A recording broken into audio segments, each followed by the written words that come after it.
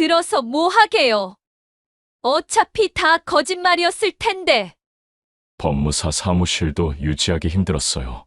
빚 갚느라 월급도 거의 다 나갔고요. 그래서 제 재산을 노린 거예요? 맞아요. 그랬었죠. 하지만 시간이 지나면서 지나면서 뭐요? 진심이 됐다고요? 제 사망보험까지 들어놓고 그런 말을 해요? 늦은 나이에 다시 시작된 인연. 그 만남은 정말 우연이었을까요? 아니면 오래 준비된 계획이었을까요? 조용했던 노후의 일상에 스며든 한 사람의 친절은 과연 위로였을까요? 아니면 다른 얼굴을 가진 선택이었을까요? 오늘 이야기는 한 번의 선택이 삶을 어디까지 흔들 수 있는지를 보여줍니다. 영상 시작 전에 구독과 좋아요 한 번씩 부탁드립니다. 안녕하세요. 저는 김선영이라고 합니다. 올해 63이에요. 남편이 세상을 떠난 지 벌써 10년이 흘렀습니다. 지금은 연금 받은 거랑 작은 상가 보증금으로 그럭저럭 살아가고 있죠. 딸아이는 결혼해서 자기 가정 꾸리느라 바쁘고 저는 혼자 이 넓은 집에서 하루하루를 보내요. 밤마다 집안은 너무 조용합니다. 텔레비전 소리만 덩그러니 울릴 뿐이죠. 요즘은 자꾸만 옛날 사진첩만 뒤적이게 돼요. 남편이랑 여행 갔던 사진, 딸아이 어렸을 때 사진들을 보면서 하루 종일 앉아 있기도 하죠. 이러면 안 되는데 싶으면서도 몸이 먼저 그쪽으로 가더라고요. 친구들한테 전화해 보려다가도 다들 바쁘실 것 같아서 그냥 끊어버리곤 했습니다. 그러던 어느 날이었어요. 남편 제사를 딸네 집에서 지내고 돌아오는 길이었죠. 아파트 우편함에 통영 여행 안내 책자가 들어있더라고요. 펜션 광고였는데 바닷가 사진이 참 예쁘게 나와 있었습니다. 평소 같으면 그냥 버렸을 텐데 그날따라 바다 사진이 유난히 눈에 들어왔어요. 남편이랑 신혼여행 갔을 때 바다를 봤던 기억이 났습니다. 집에 들어와서도 자꾸 그 책자가 생각났어요. 혼자서 여행이라니 제 나이에 무슨 혼자 여행이냐고 스스로한테 되묻기도 했죠. 하지만 이대로 집에만 있다가는 정말 아무것도 못하고 늙어버릴 것 같았습니다. 딸아이한테 전화를 걸었어요. 지수야, 엄마가 여행 좀 다녀올까 하는데. 어디요? 누구랑요? 통영? 혼자? 딸아이는 잠시 말이 없더니 조심스럽게 물었습니다. 엄마 괜찮으시겠어요? 혼자서요? 괜찮아. 요즘 혼자 여행 다니는 사람 많다잖아. 엄마도 한번 해보고 싶어? 그럼 제가 같이 갈까요? 아니야. 너 바쁘잖아. 엄마 혼자 좀 다녀올게. 딸아이는 걱정스러운 목소리로 여러 번 조심하라고 당부했지만 결국 허락해줬어요. 그렇게 저는 생전 처음으로 혼자 여행 가방을 꾸렸습니다. 옷가지 몇 벌이랑 상비약, 카메라를 챙기면서 가슴이 두근거렸어요. 두려움 반, 설렘 반이었죠. 출발 전날 밤 잠이 잘 안 왔습니다. 거실에 있는 남편 사진 앞에 앉아서 한참을 있었어요. 여보, 제가 혼자 바다 좀 보고 올게요. 마음 정리 좀 하고 올 테니까 걱정 마세요. 다음 날 아침 일찍 고속버스 터미널로 향했습니다. 버스에 올라 창밖을 보니 서울이 점점 멀어지더라고요. 그때 문득 이런 생각이 들었어요. 이 여행이 제 인생에 어떤 의미가 될지는 아직 모르지만 적어도 오늘만큼은 과거 사진 속이 아니라 지금 이 순간을 살아보자고요. 바다를 보며 마음을 정리하고 오자는 단순한 생각이었습니다. 그 선택이 제 인생을 완전히 뒤흔들게 될 줄은 그때는 전혀 몰랐죠. 통영에 도착하니 생각보다 언덕이 많더라고요. 골목골목이 다 비탈길이었습니다. 첫날은 그냥 펜션 근처만 천천히 걸어 다녔어요. 바다를 보니 마음이 조금은 편해지는 것 같았죠. 그런데 여행 둘째 날 날씨가 갑자기 나빠졌습니다. 아침부터 비가 억수같이 쏟아지더라고요. 우산을 썼지만 바람까지 불어서 옷이 다 젖었어요. 바닷가 근처 돌계단을 내려가는데 계단이 미끄러웠습니다. 조심조심 내려가려고 했는데 그만 발을 헛디뎠어요. 아, 이제 넘어지겠구나 싶었죠. 그 순간 누군가 제 팔을 확 잡아줬습니다. 어머, 조심하세요. 중년 남자분이었어요. 키가 크고 안경을 쓴 분이었는데 제 팔을 꽉 잡고 계단 위로 끌어올려 주셨습니다. 괜찮으세요? 많이 놀라셨죠? 네. 감사합니다. 정말 큰일 날 뻔했네요. 손이 덜덜 떨렸어요. 그분은 제가 진정할 때까지 옆에서 기다려 주셨습니다. 혼자 여행 오셨어요? 이 날씨에 위험하신데. 네, 혼자 왔어요. 괜찮을 줄 알았는데 비가 이렇게 올 줄은 몰랐네요.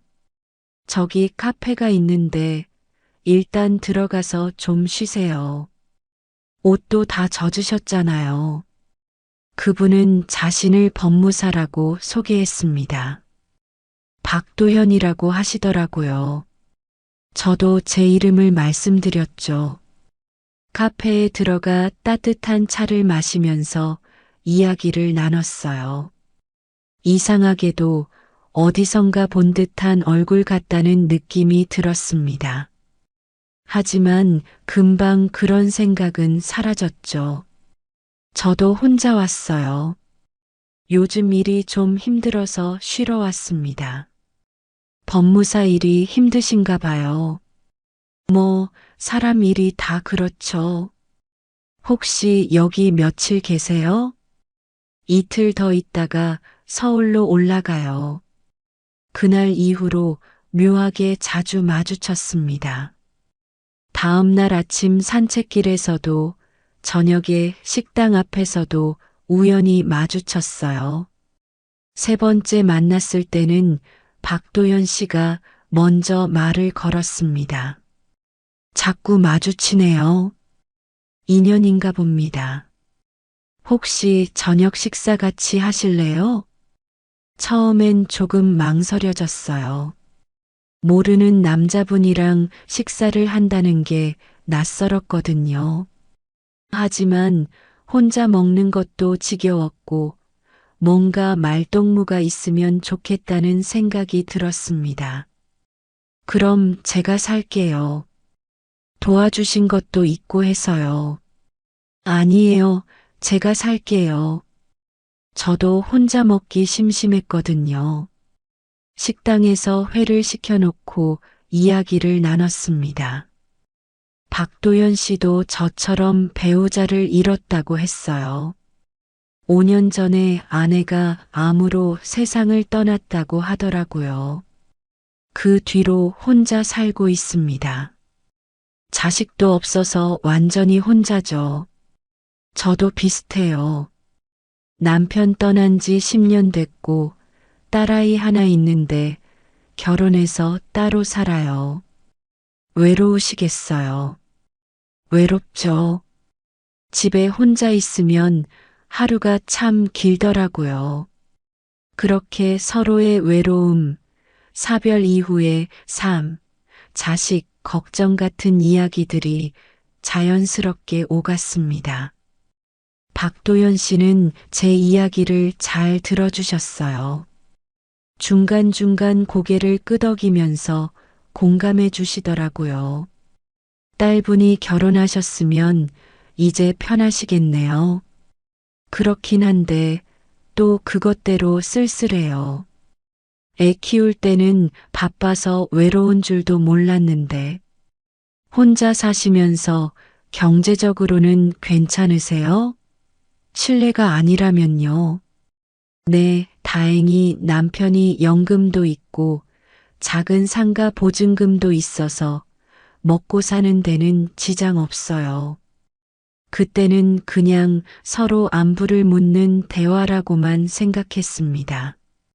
나중에 돌이켜보니 그때부터 제 재산 상황이 조금씩 드러나고 있었던 거죠. 마지막 날 아침 펜션 앞에서 다시 만났어요. 오늘 서울 올라가시죠? 네, 오후 버스로요. 저도 마침 오늘 올라가는데 혹시 연락처 주실 수 있을까요? 서울 가서도 가끔 연락하고 지내면 좋을 것 같아서요. 조금 고민했지만 나쁜 사람 같지는 않았어요. 법무사라는 직업도 있고 말씨도 점잖으시고요. 그래서 전화번호를 드렸습니다. 버스 터미널까지 가는 택시 안에서 생각했어요. 오랜만에 편하게 이야기 나눌 수 있는 사람을 만난 것 같다고요. 서울로 돌아온 뒤에도 박도연 씨는 꾸준히 연락을 해왔어요. 처음엔 일주일에 한 번 정도 안부 문자를 보내시더니 점점 자주 전화를 하셨습니다. 통화할 때마다 제 건강을 먼저 물어보셨어요. 요즘 어떻게 지내세요? 건강하시죠? 네, 덕분에 잘 지내요. 혼자 계시는데 식사는 잘 챙겨 드세요? 그냥 대충 해 먹어요. 혼자 먹으려니까 귀찮더라고요. 그러면 박도연 씨는 꼭 이렇게 말씀하셨어요. 그러시면 안 되는데. 나이 드시면 건강이 제일 중요한데. 어느 날은 제가 은행 볼 일이 있다고 했더니 직접 찾아오셨어요. 혼자 가시기 불편하실 것 같아서요. 제가 법무사라 이런 일은 익숙하거든요. 괜찮은데요. 혼자 해도 되는데. 아니에요. 요즘 금융 사기도 많고 같이 가는 게 안전해요. 은행에서 예금 만기 처리를 할 때도 구청에 서류 떼러 갈 때도 박도연 씨는 항상 동행을 자청했습니다. 처음엔 고맙다고만 생각했어요. 이렇게 챙겨주는 사람이 있다는 게 든든했거든요. 딸아이한테도 이야기했습니다. 지수야, 엄마가 통영에서 괜찮은 분 만났어. 누구요? 법무사 하시는 분인데 요즘 이것저것 많이 도와주셔. 법무사요? 엄마 조심하세요. 요즘 그런 사람들 조심해야 해요. 아니야. 나쁜 사람 아니야. 진짜 친절하게 잘해주셔. 딸아이는 처음엔 어머니한테 의지할 사람이 생긴 것 같아 다행이라고 했어요. 하지만 나중에 박도연 씨를 직접 만났을 때는 표정이 조금 달라지더라고요. 제가 화장실 간 사이에 박도연 씨가 딸아이한테 이런 말을 했다고 해요. 어머님 혼자 계시니까 재산 관리가 좀 걱정되네요. 혹시 보험이나 상가 관련 서류 같은 거 잘 정리되어 있나요? 딸아이는 그 말이 조금 이상하다고 느꼈대요. 처음 만난 사람이 왜 어머니 재산 이야기를 하는지 의아했다고 했죠. 하지만 저한테는 그냥 조심하라는 말만 하고 넘어갔습니다. 시간이 흐르면서 박도연 씨와 저는 점점 가까워졌어요. 같이 영화도 보러 가고 산책도 다니고 주말이면 근처 식당에서 식사도 했습니다. 외롭게 살던 제게는 정말 큰 위안이었어요. 1년쯤 지났을 때였어요. 박도연 씨가 조심스럽게 말을 꺼냈습니다. 혹시 우리 같이 살면 어떨까요? 네, 제 온 말이에요. 둘 다 이렇게 외롭게 사는 것보다 같이 사는 게 낫지 않을까 싶어서요. 갑작스러운 제안이었지만 사실 저도 생각해 본 적이 있었어요. 이렇게 좋은 분을 만났는데 남은 인생을 함께하면 어떨까 하고요. 저야 좋죠. 하지만 딸아이가 뭐라고 할지 모르겠네요. 천천히 생각하세요. 제가 먼저 따님께 인사드리고 허락받을게요.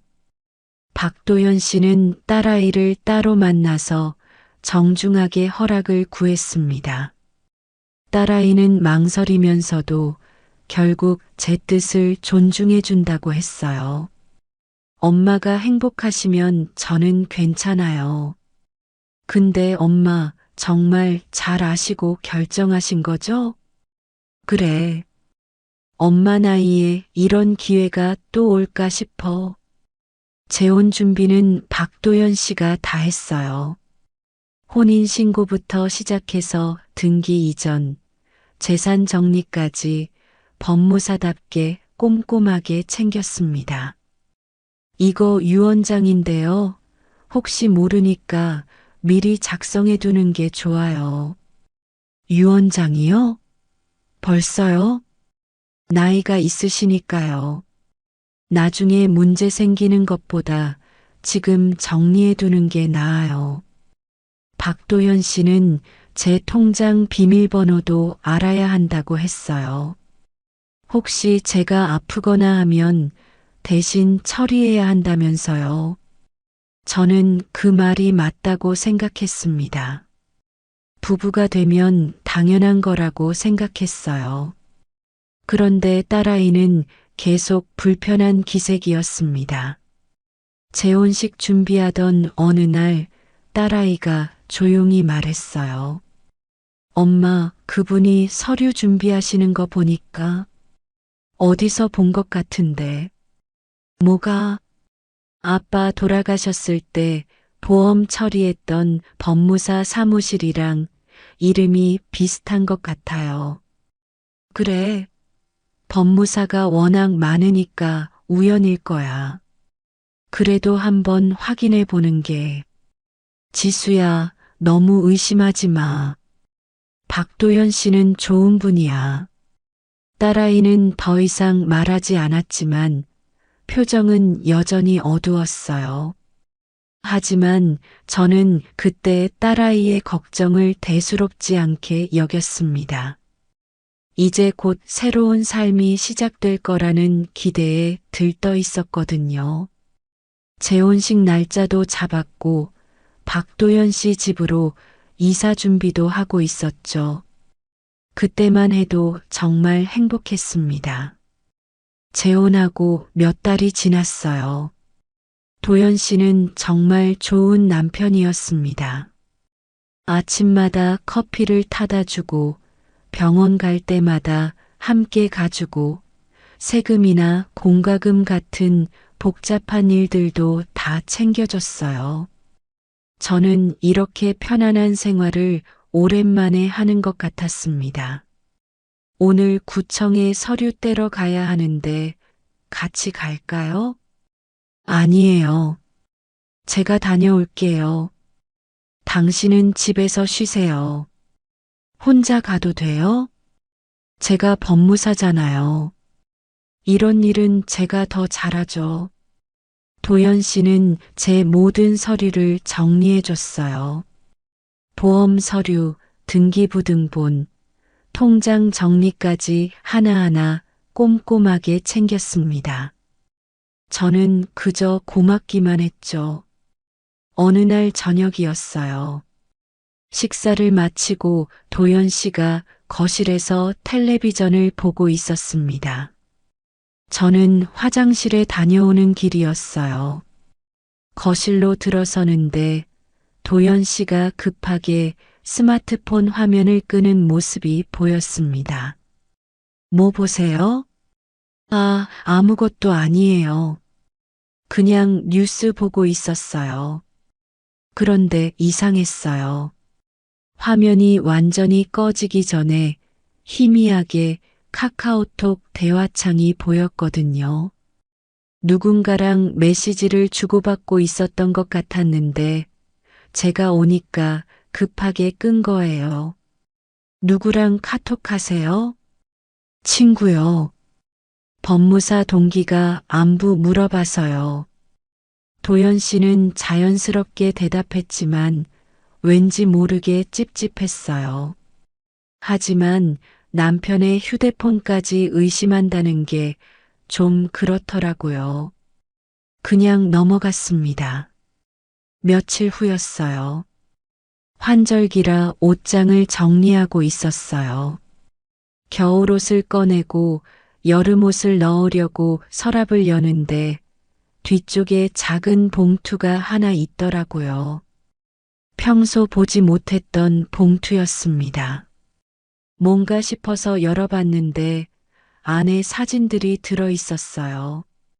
그런데 그 사진들을 보는 순간 온몸에 소름이 돋았습니다. 제 뒷모습이 찍힌 사진, 제가 마트에서 장을 보는 모습, 동네를 산책하는 모습, 심지어 집에서 잠든 제 얼굴까지 찍혀 있었어요. 손이 떨렸습니다. 이 사진들은 언제 찍은 걸까요? 재혼하기 전 사진들도 있었어요. 통영 가기 전에 입었던 옷을 입고 있는 사진도 있었고요.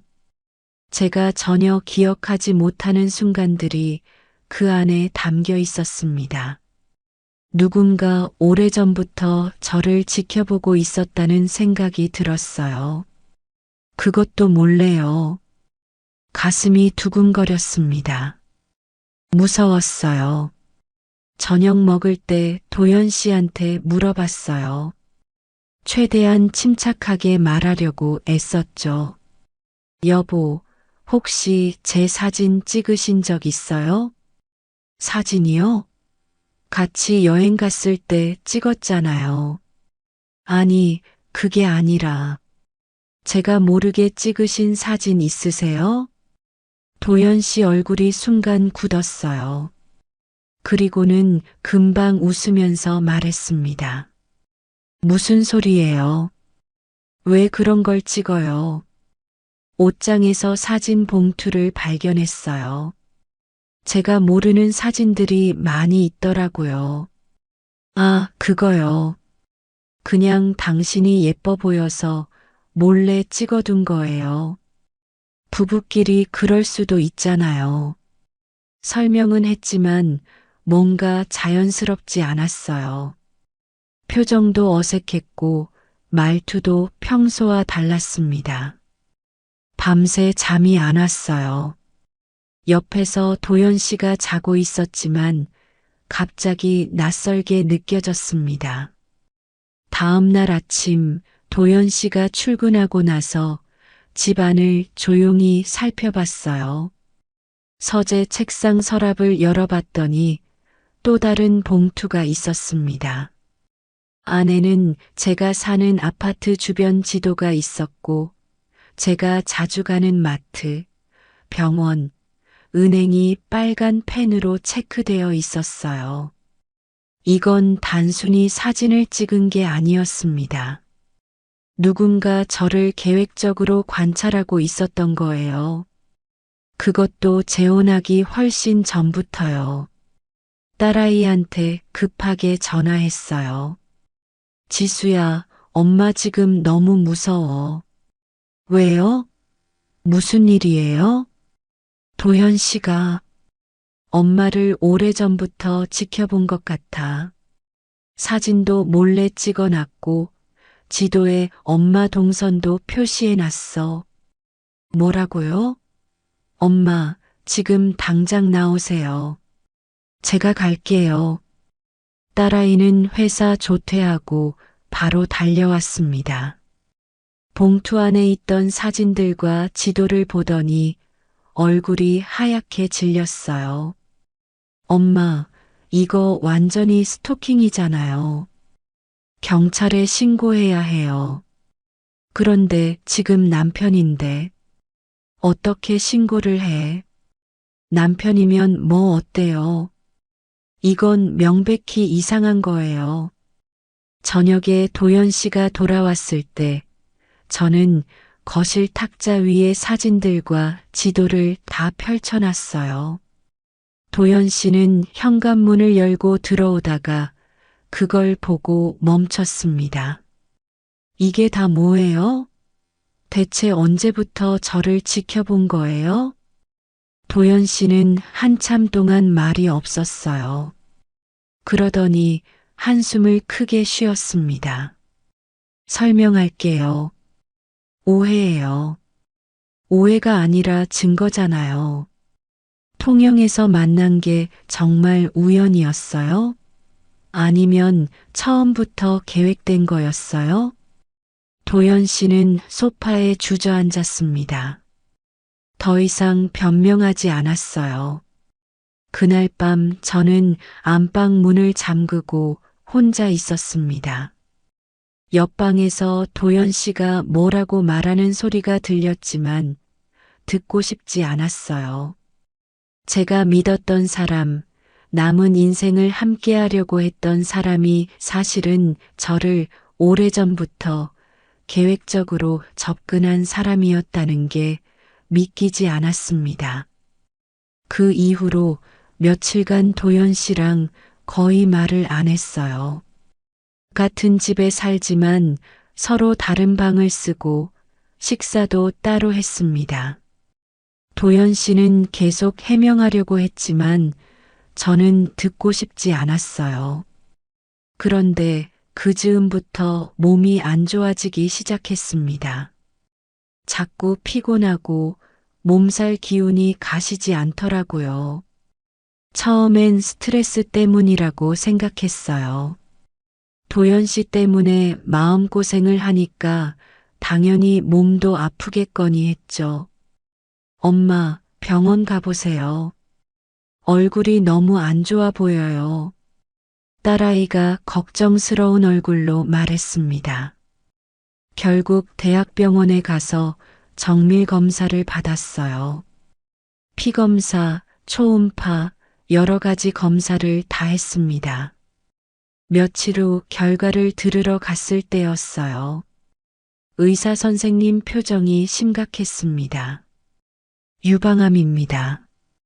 다행히 초기 단계긴 한데 빨리 치료를 시작해야 해요. 머릿속이 하얘졌어요. 암이라니요.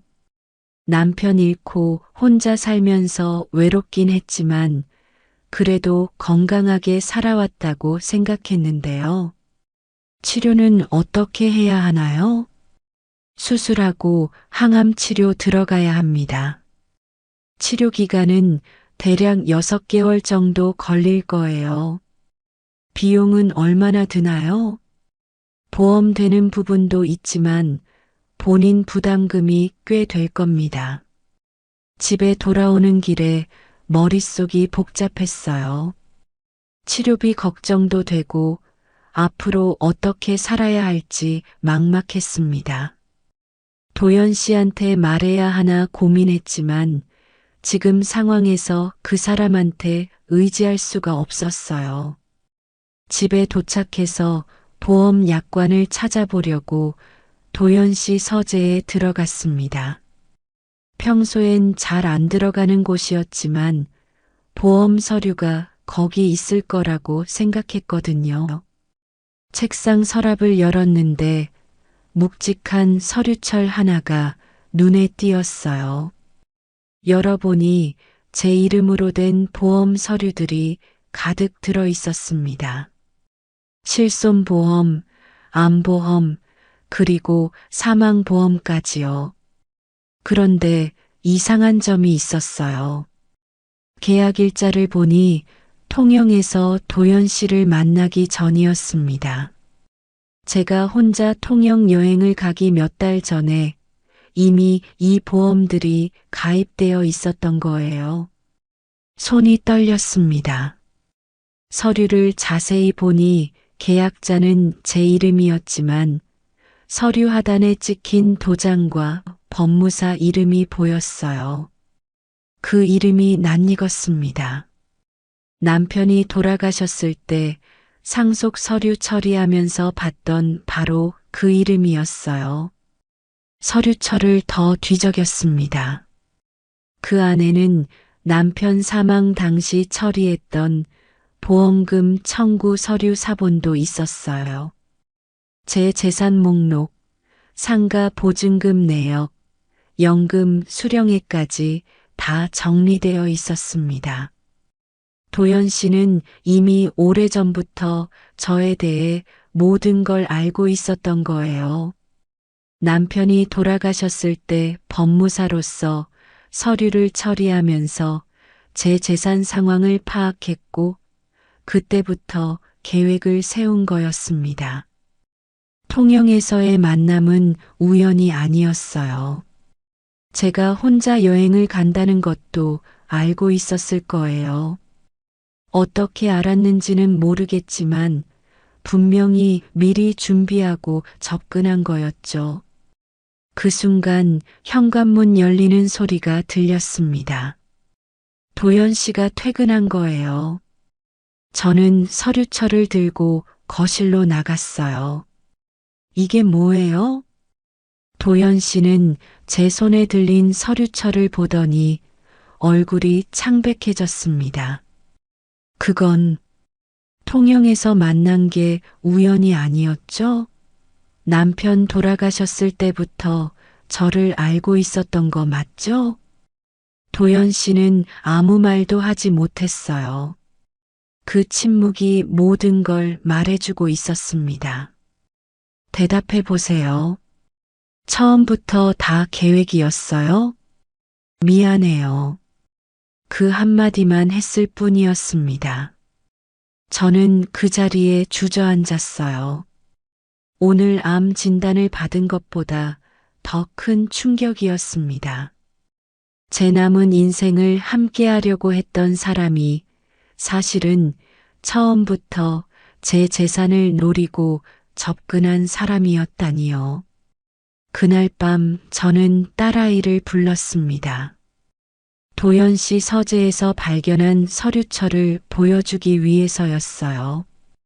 딸아이는 퇴근하고 바로 달려왔습니다. 엄마, 괜찮으세요? 암 진단 받았다면서요? 그것보다 이것 좀 봐. 도연 씨 서재에서 찾은 거야. 딸아이는 서류철을 펼쳐보더니 얼굴이 점점 굳어졌어요. 보험 계약서, 재산 목록, 남편 사망 당시 서류들을 하나하나 살펴봤습니다. 이 날짜 좀 보세요. 엄마가 통영 가시기 전이잖아요. 그래. 통영에서 만난 게 우연이 아니었어. 잠깐만요. 이 이름 어디서 본 것 같은데. 딸아이는 휴대폰을 꺼내더니 뭔가를 검색하기 시작했어요. 그러더니 갑자기 벌떡 일어났습니다. 엄마, 제가 집에 가서 아빠 서류 좀 찾아볼게요. 분명히 어디서 본 이름이에요. 다음 날 아침 딸아이가 오래된 서류 상자를 들고 왔어요. 남편이 돌아가셨을 때 정리했던 서류들이었습니다. 10년 전 일이라 먼지가 수북이 쌓여 있었죠. 여기 있어요. 아빠 사망보험 청구할 때 서류예요. 서류 구석을 보니 법무사 도장이 찍혀 있었어요. 박도현 법무사 사무소라는 이름과 함께요. 상속 등기 서류에도 똑같은 도장이 찍혀 있었습니다. 도현 씨가 아빠 돌아가셨을 때 서류 처리한 법무사였네요. 그때부터 엄마 재산 상황을 다 알고 있었던 거예요. 딸아이는 분노로 떨고 있었어요. 저도 마찬가지였습니다.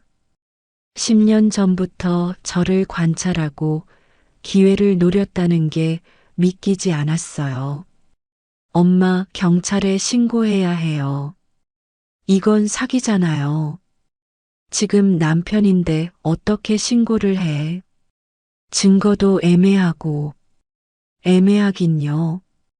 이렇게 서류가 다 있는데요. 며칠 후 병원에서 항암 치료 계획을 듣고 왔어요. 의사 선생님은 빨리 시작해야 한다고 했습니다. 치료 일정표를 받아들고 집으로 돌아오는데 마음이 무거웠어요. 집에 들어서니 도연 씨가 거실에 앉아 있었습니다. 얼굴이 많이 상해 보였어요. 며칠간 제대로 못 잤는지 눈밑이 거먹게 그을려 있었죠. 병원 다녀오셨어요? 네. 치료는 언제부터 시작한대요? 다음 주부터요. 도연 씨는 한참 동안 말이 없었어요. 그러더니 조심스럽게 입을 열었습니다. 제 이야기 좀 들어주시겠어요? 들어서 뭐 하게요? 어차피 다 거짓말이었을 텐데. 아니에요. 적어도 제가 왜 이렇게 됐는지는 알아주셨으면 해요. 저는 소파에 앉았습니다. 듣고 싶진 않았지만 그래도 이유는 알아야 할 것 같았어요. 도연 씨는 천천히 이야기를 시작했습니다. 5년 전 아내가 암으로 세상을 떠난 건 사실이었대요. 그런데 그 치료비를 감당하느라 빚을 많이 졌다고 했어요. 법무사 사무실도 유지하기 힘들었어요. 빚 갚느라 월급도 거의 다 나갔고요. 그래서 제 재산을 노린 거예요? 처음엔 그냥 당신 남편분 서류 처리하면서 혼자 사시는 거 알게 됐어요. 재산도 어느 정도 있으시고 자녀분도 독립하셨고 그때 막연하게 생각했죠. 저런 분이랑 재혼하면 서로 의지하며 살 수 있지 않을까 하고요. 그게 사랑인가요? 그냥 거래죠. 도연 씨는 고개를 숙였습니다. 맞아요. 처음엔 거래였어요. 하지만 시간이 지나면서 뭐요? 진심이 됐다고요? 그런 뻔한 말하지 마세요. 아니에요. 진심이라고 말할 자격 없어요. 하지만 당신이 아프다는 걸 들었을 때 정말 가슴이 무너지더라고요. 저는 웃음이 나왔어요. 비웃음이었죠. 제 사망보험까지 들어놓고 그런 말을 해요? 그건 정말 최악이었어요. 인정해요. 혹시 모를 상황을 대비한다고 했지만 지금 생각하면 정말 끔찍한 짓이었어요. 투자 실패라고 했죠? 그것도 거짓말이에요? 아니에요. 그건 사실이에요. 5년 전에 지인 보증을 잘못 썼다가 큰 빚을 졌어요. 아내 치료비까지 겹치면서 완전히 무너졌죠. 법무사 사무실 유지하는 것도 빠듯했고요. 그래서 저한테 접근한 거고요. 네, 죄송해요. 딸아이가 부엌에서 나왔습니다. 우리 대화를 다 듣고 있었던 거예요. 사과한다고 용서될 일이 아니에요. 당신은 우리 엄마를 이용한 거예요. 처음부터 끝까지요. 알아요. 변명할 생각 없어요. 도연 씨는 자리에서 일어났습니다. 내일부터 법무사 사무실 정리할 거예요. 당신 명의로 된 보험도 다 해지하고 재산도 전부 원래대로 돌려놓을게요. 이혼 서류도 제가 준비하겠습니다. 그날 밤 저는 오랫동안 잠을 못 잤어요. 암 진단도 충격이었지만 그보다 더 큰 건 믿었던 사람의 배신이었습니다. 그 사람과 나눴던 모든 순간들이 계산된 거짓이었다는 게 너무 아팠어요. 창밖을 보니 날이 밝아오고 있었습니다. 다음 날부터 도연 씨는 약속대로 움직이기 시작했어요. 법무사 사무실을 정리한다고 매일 아침 일찍 나갔습니다. 저녁에 돌아오면 서류 뭉치를 들고 와서 제게 하나하나 보여줬어요. 이건 당신 명의로 된 암보험 해지 서류예요. 여기 서명하시면 돼요. 사망보험은요? 그것도 다 해지했어요. 환급금은 당신 통장으로 들어갈 거예요. 도연 씨는 제 재산 관련 서류를 전부 제 앞에 내놓았습니다. 통장 비밀번호도 바꾸라고 했고 상가 등기 서류도 다시 제 이름으로만 정리했어요. 일주일쯤 지났을 때 법무사 사무실 간판을 내렸다고 했습니다. 20년 넘게 운영했던 사무실이었는데 하루아침에 문을 닫은 거예요. 괜찮으세요? 생계는 어떻게 하려고요? 당분간은 제가 모아둔 돈으로 살 거예요. 당신한테 피해 안 끼치려고요.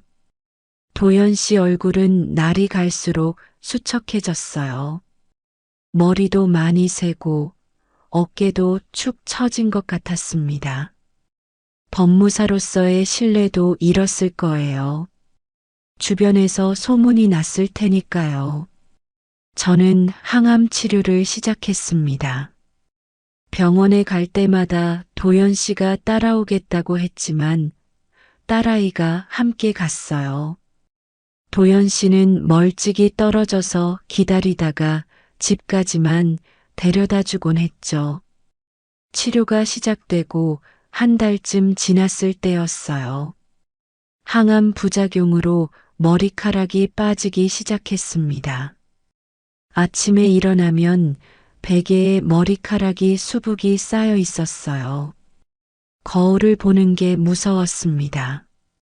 늙은 것도 서러운데 머리카락까지 빠지니 정말 초라해 보였어요. 그날 저녁 저는 거실에 앉아서 혼자 울고 있었습니다. 도연 씨가 조심스럽게 다가왔어요. 괜찮으세요? 괜찮을 리가 있나요? 이 꼴이 됐는데 치료 끝나면 다시 날 거예요. 의사 선생님도 그러셨잖아요. 알아요. 그래도 지금은 너무 힘들어요. 도연 씨는 잠시 망설이다가 제 옆에 앉았습니다. 제가 잘못한 건 맞아요. 용서받을 수 없는 짓을 했죠. 하지만 지금 당신이 아픈 건 제 탓이 아니에요. 그러니까 너무 자책하지 마세요. 당신 때문에 스트레스 받아서 병 생긴 것 같은데요. 그럴 수도 있죠. 그것도 제 죄예요. 도연 씨는 더 이상 변명하지 않았어요. 그냥 묵묵히 제 곁에 있었습니다. 밥도 해주고 약 챙겨주고 집안일도 했어요. 하지만 저는 여전히 마음의 문을 열지 않았습니다. 딸아이는 여전히 도연 씨를 믿지 못했어요. 엄마, 저 사람 왜 안 나가요? 이혼 서류 준비한다고 했잖아요. 그건 아직 제대로 이야기 안 했어. 엄마가 치료 중이니까 그걸 이용하려는 거 아니에요? 아니야. 그 정도는 아닌 것 같아. 엄마는 너무 착하세요. 저 사람이 뭘 했는데요? 딸아이 말이 맞았어요. 도연 씨가 한 짓을 생각하면 당장 내보내야 맞았습니다. 하지만 지금 제 상태로는 혼자 살기가 힘들었어요. 항암 치료 받으면서 누군가의 도움이 필요했거든요. 그렇다고 도연 씨를 다시 믿을 수는 없었습니다. 같은 집에 살고 있지만 정서적으로는 완전히 남이었어요. 밥을 같이 먹어도 대화는 거의 없었고 잠도 따로 잤습니다. 어느 날 밤 도연 씨가 조용히 말했어요. 제가 언제든 나갈 준비는 되어 있어요. 당신이 원하시면 내일이라도요. 아직은 좀 있어요. 치료 끝날 때까지만요. 알겠어요. 그때까지는 최선을 다해 돕겠습니다. 집안 공기는 차갑게 식어갔습니다. 하지만 각자는 자신이 저지른 선택의 책임을 조용히 감당하고 있었어요. 도연 씨는 과거의 잘못을, 저는 그 사람을 믿었던 제 판단을, 딸아이는 어머니를 지키지 못한 자책감을요. 항암 치료가 끝난 건 6개월 후였어요. 의사 선생님은 치료가 잘 됐다고 했습니다. 정기적으로 검사만 받으면 일상생활은 가능하다고 하더라고요. 빠졌던 머리카락도 조금씩 다시 나기 시작했어요. 치료가 끝나고 집에 돌아왔을 때 도연 씨가 거실에 앉아 있었습니다. 손에는 이혼 서류가 들려 있었어요. 치료 끝나셨으니까 이제 정리할 때가 된 것 같아요. 서류를 받아들었습니다. 재산 분할은 없었어요. 모든 게 제 명의로 되어 있었고 도연 씨는 아무것도 요구하지 않았습니다. 위자료도 재산도요. 서명만 하시면 돼요. 제가 내일 법원에 제출할게요. 그날 밤 저는 서류를 앞에 두고 한참을 앉아 있었어요. 서명만 하면 끝이었습니다. 도현 씨와의 관계도 이 악몽 같았던 시간도 모두 끝나는 거죠. 그런데 이상하게 펜이 잡히지 않았어요. 뭔가 정리되지 않은 감정이 남아있는 것 같았습니다. 분노도 아니고 미련도 아닌 뭔가 모를 감정이요. 며칠이 지났지만 저는 서류에 서명하지 못했어요. 도연 씨는 재촉하지 않았습니다. 그냥 조용히 기다리고 있었죠. 어느 날 아침 저는 도연 씨에게 말했어요. 통영에 다시 가보면 어떨까요? 통영이요? 네. 우리가 처음 만났던 곳이잖아요. 아니, 처음 만난 척 했던 곳이죠. 도연 씨는 잠시 망설이다가 고개를 끄덕였습니다. 좋아요. 언제 갈까요? 내일 아침 일찍 출발해요. 다음 날 우리는 통영으로 향했습니다. 1년 반 만이었어요. 그때처럼 고속버스를 타고 갔습니다. 창밖 풍경은 그때와 똑같았지만 제 마음은 완전히 달라져 있었죠. 통영에 도착해서 예전에 머물렀던 펜션 근처를 걸었어요. 비가 왔던 그 계단도 다시 가봤습니다. 도연 씨가 제 팔을 잡아줬던 바로 그 자리요. 여기서 처음 만났다고 했죠. 네. 죄송해요. 지금도 죄송한가요? 평생 죄송할 거예요. 우리는 바닷가를 따라 천천히 걸었습니다. 파도 소리만 들리고 말은 없었어요. 그렇게 한참을 걷다가 벤치에 앉았습니다. 저한테 물어보고 싶은 게 있어요. 도연 씨가 먼저 말을 꺼냈습니다. 뭔데요? 왜 아직도 이혼 서류에 서명 안 하셨어요? 저를 용서하신 건가요? 저는 바다를 바라보며 천천히 대답했어요. 용서는 아니에요. 아직도 화가 나고 배신감도 느껴요. 그럼요. 그냥 정리하고 싶어서요. 제대로요. 당신이 왜 그랬는지, 저는 왜 속았는지, 이 모든 게 제 인생에서 무슨 의미였는지요. 도연 씨는 고개를 숙였어요. 제가 처음 당신을 봤을 때 솔직히 재산만 봤어요. 외로운 과부, 자녀 독립, 적당한 재산, 완벽한 조건이었죠. 알아요. 하지만 시간이 지나면서 당신이라는 사람을 알게 됐어요. 착하고 순수하고 누군가를 진심으로 믿을 줄 아는 사람이요. 그런 당신을 속이는 제 자신이 점점 더 비열하게 느껴졌어요. 그래서 멈출 수도 있었잖아요.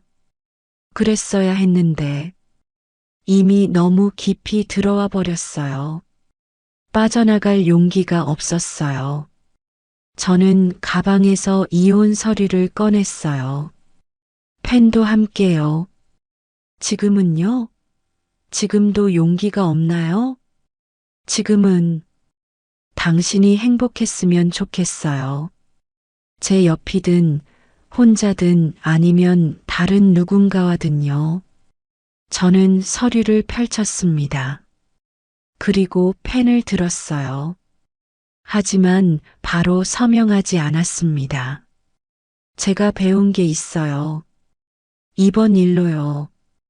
뭔데요? 더 이상 남에게 제 인생을 맡기지 않겠다는 거예요. 통장 비밀번호도 서류도 도장도 모든 걸 제가 직접 챙기겠어요.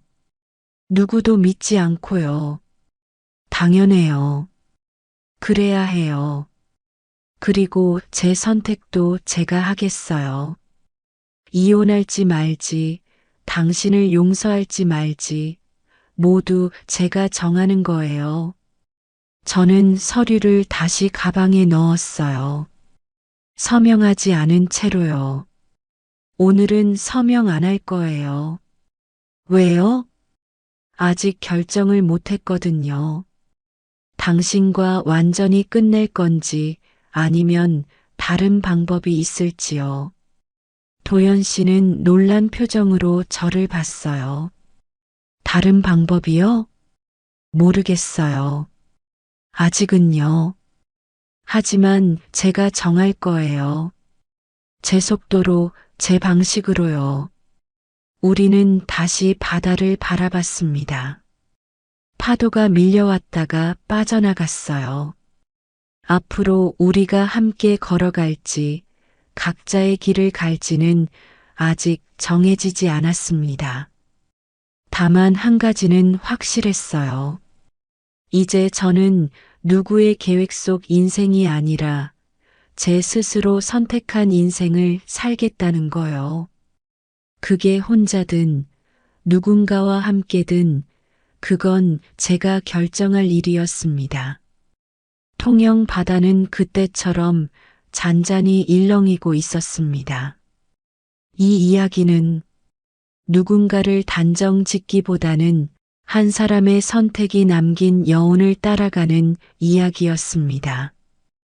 끝까지 보시고 나면 여러분 마음속에도 조용한 질문 하나가 남았을지도 모릅니다. 오늘 이야기가 조금이라도 흥미로우셨다면 구독과 좋아요 부탁드립니다.